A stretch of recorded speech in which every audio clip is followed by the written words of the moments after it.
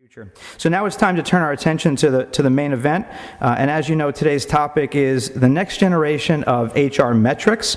We're going to have the point of view of an academic and also a practitioner.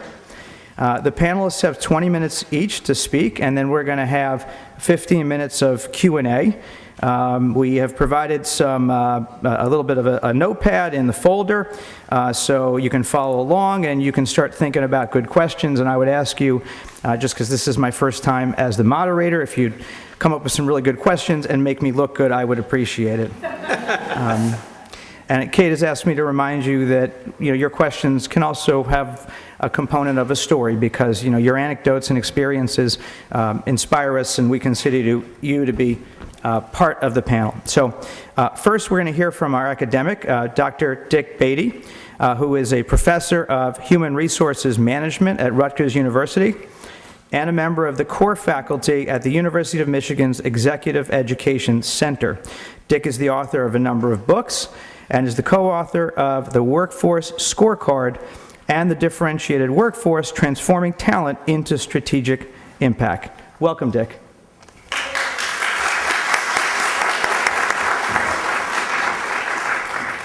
Thank you, Darren. Yes, my handouts are in the folder. Thank you. You two now, are hard acts to follow.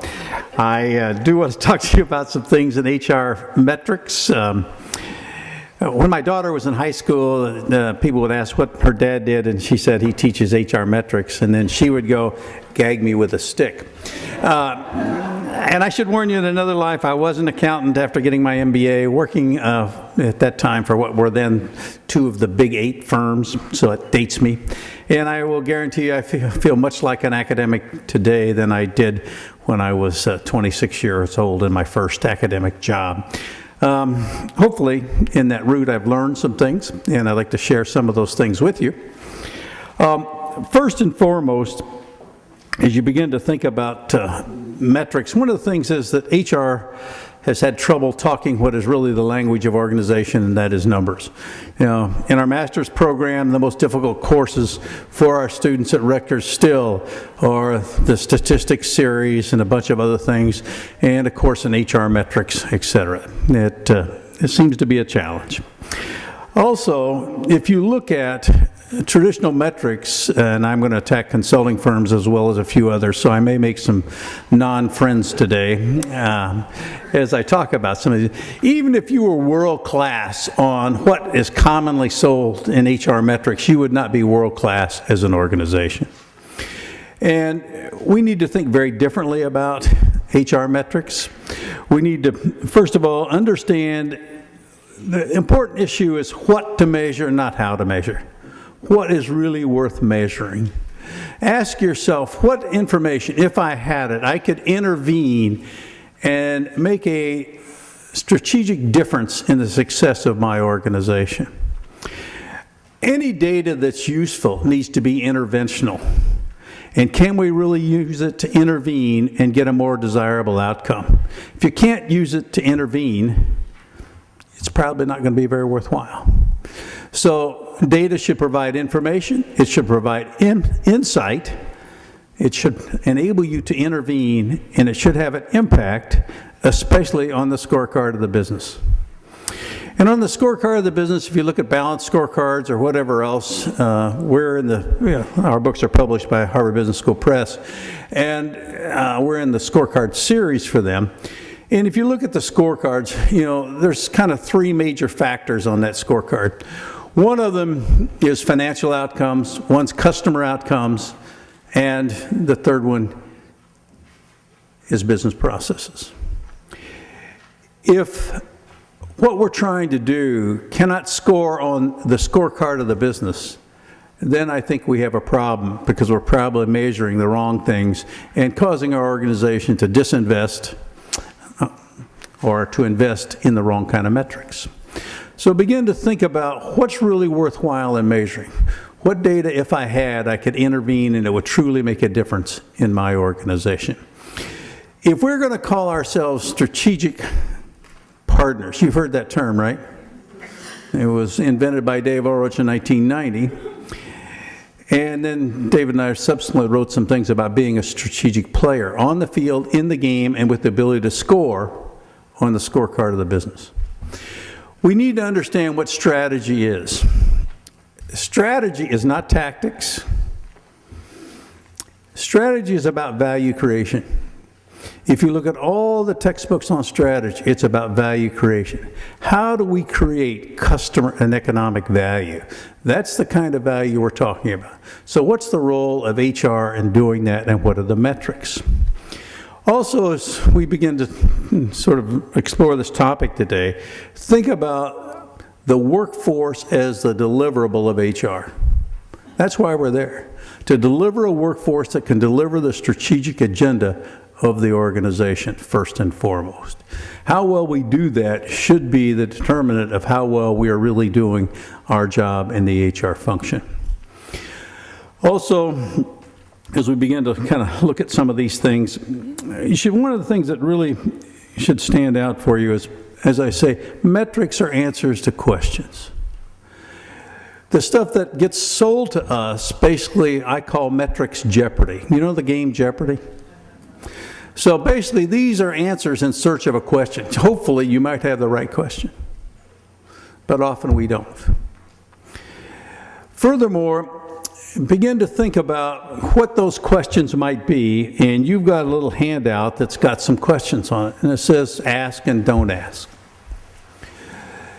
Kind of to set this up, you might think about a couple of simple things.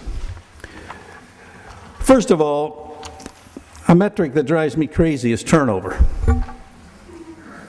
because it's a nonsense metric, in the sense that the question isn't what's our level of turnover, the question is what?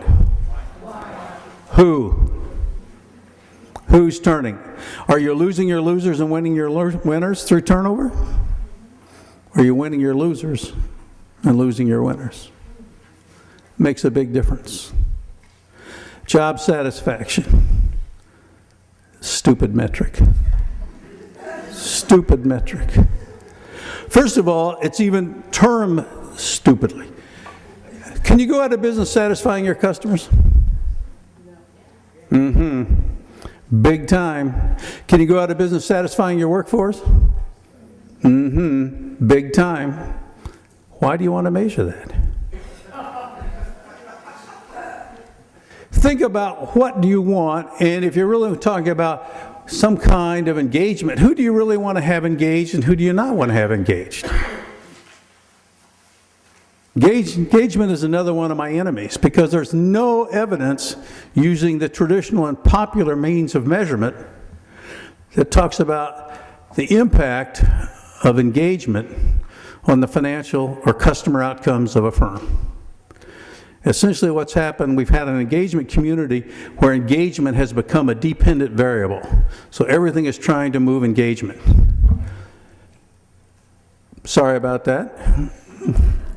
But think about it. Think about it in a strategic context. Some employees, because we survey this, we find we have higher levels of engagement of our lowest performing employees, and I'm talking about big name firms, and lower levels of engagement of our top performers. Who do you want engaged?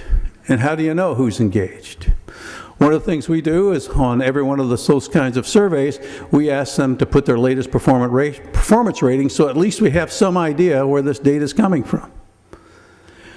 Furthermore, begin to think about strategic engagement. What do you really want your workforce to know? Engagement questions are passive questions. What is the organization doing for me?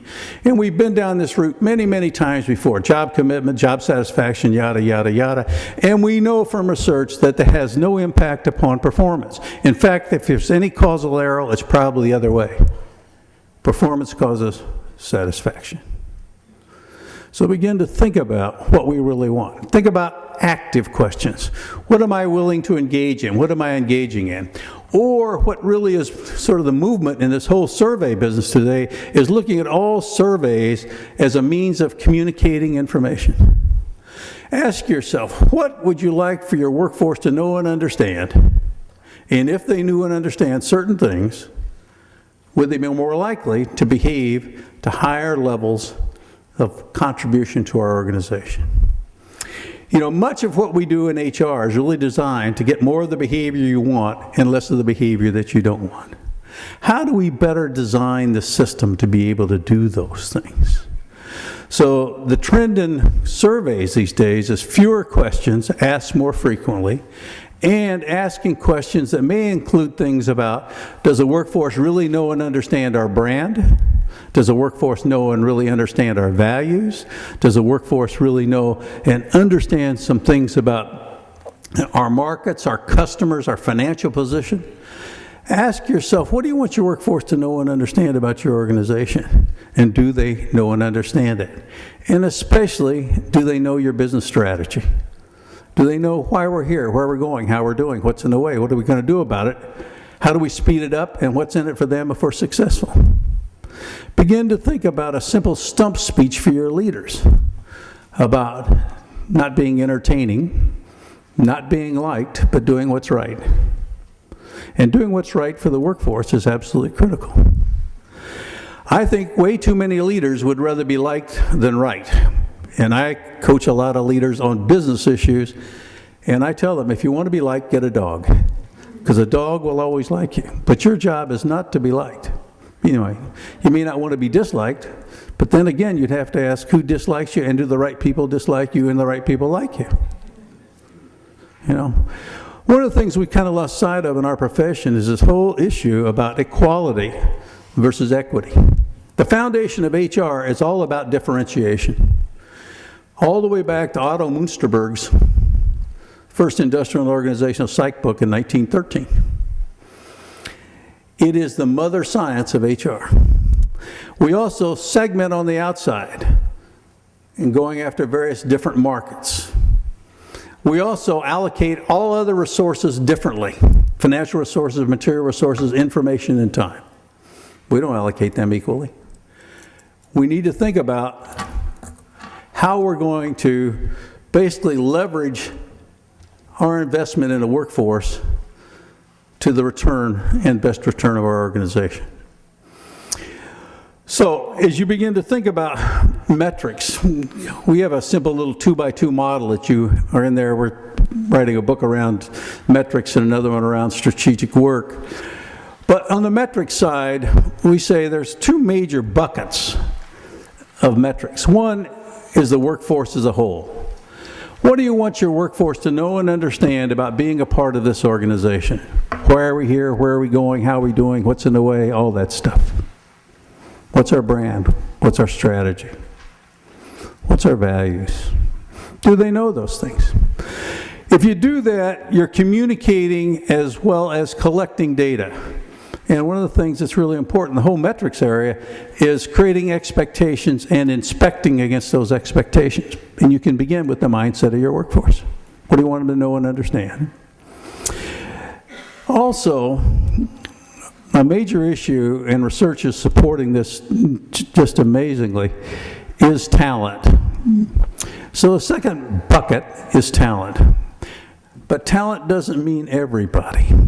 If you begin to think about it, for us, talent is strategic workforce planning. Underline that word strategic. Who is your strategic workforce? Who really impacts scoring on the scorecard of your business? What are those roles? What's the work? How good are they? To what extent do you have top talent, emerging talent, career level folks, people who no longer fit the requirements of those roles? In doing this, we urge firms to think much more like the owners of professional sports teams. If you look at professional sports teams, whether it's in the U.S. or around the world, the big professional sports teams employ from 2,500 to 3,500 employees. And yet, where real customer and economic value is created is not with parking lot attendants, admins, vendors, other roles within the organization, ushers and so forth. It's really created by those folks that are in the game. That's who the fans come to see. And the people that determine the strategy, the people that select the talent, the people that invest in the talent. So The workforce you have now, given the great disruption that's taking place throughout the world in terms of organizations, that workforce and planning for that as you go forward, I think the biggest mistake you can make is assuming the structure and the kind of workforce you have now will be the workforce that you need in the future. That's why SWOT analysis is kindergarten, college, and strategy. It isn't today's strengths that will win tomorrow. It's looking and talking about how do you win the future, what capabilities do you need to build and invest in, and what's the talent that's really necessary to do that. Some of you may be the talent that enables your firms to do those things. So think about strategic talent inventories. Think about talent and strategic talent as a supply chain. What do we have? What do we need? By when? And in doing so, also recognize that leaders influence the workforce more than HR does. So we're going to have metrics for leaders and holding them accountable for the most expensive resource that they have, the workforce, direct and indirect comp. So begin to think about how can we hold leaders accountable. Do leaders influence culture? The answer is yes, right? This means yes, okay? Do leaders influence talent to come, grow, stay? Yes. Mm-hmm. Where do A players want to play? Who do they want to work for? A leaders. You know, basically the number one reason that top talent leaves is bad leaders. It's very hard to attract A talent if you don't have some A talent and you don't have some A leaders. So what's it going to take to build that great organization? Also, we ought to hold them accountable for their own behavior.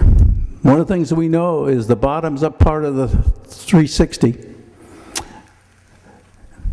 is a very good predictive tool for future leadership success. In fact, one of the things I would urge you to do is to begin to rethink what are you going to ask from that bottoms-up kind of approach. Maybe we ought to ask HR questions, like how well does this manager detail performance expectations, provide me feedback throughout, the plan year, invest in my development so I can become the best I can be, reward me. Think about evaluating leaders on performance management, selection, development, work design, communication, all those things that we call HR instead of the stuff that we're evaluating them on today. 360s are going to have a problem. There's some cases in the court these days because often we ask people to fill these things out that never see a leader lead. Just put me on the stand. I've done it 40-some times. I'll probably never do it again. We should never rate behavior we don't observe. It's like the umpires facing the fans and calling the plays on the field. Think about metrics with really meaning. Think about how do we intervene and get the kind of outcomes we want. And then think about our HR practices. One of the trends that I think is really important is understanding that we have to do different for the workforce that makes a difference. What are we going to do different to attract them, grow them, keep them? And sort of building an accountability of leaders, one of the things you might think about is rewards. One of the questions we ask, as you can see it in the little handout, are we over-rewarding our underperformers and under-rewarding our top performers? Just think about the distribution. I have clients, we get that distribution in the ops meeting every quarter. We have that scatter diagram, and when we start, it usually looks like a circle, and it gets narrower and narrower, straight line from low to high. And then we do some nasty stuff because we have each one of the operating units identified by a color, and we fade away except for a single color. So now we know who is basically misusing the organization's resources in terms of rewarding or not rewarding talent. Begin to think about how you can use metrics to bring about change. Many of your organizations are trying to bring about change. I can guarantee you that organizations are systems perfectly designed to deliver what they're delivering now. If you don't like what your organization is delivering, you need to do two things. One, change the rules. They may be tacit, but you got to change them. One of the rules we change all the time in organizations is before you can promote any internal, you have to interview 3 externals. Because we're not competing, and the rack 'em and stack 'em stuff is really silly, because we're not competing against one another, we're competing on the outside. If your quarterback isn't good enough to be the number 3 or 3rd string quarterback on the New York Giants or the New England Patriots or whatever, they're just not good enough. If in fact you really want to make the playoffs, turn your team around, or become a championship team. So how do we make sure we're getting the kind of talent we want? And how do we make sure that we build the kind of accountability for leaders? And metrics helps us do those things. If you want to change, you have to change the rules, you have to change the metrics, and metrics are important to be able to do that. Metrics communicate. Metrics signify what's important. And if we create those expectations and we inspect against those expectations, we can begin to change organizations. Thank you very much.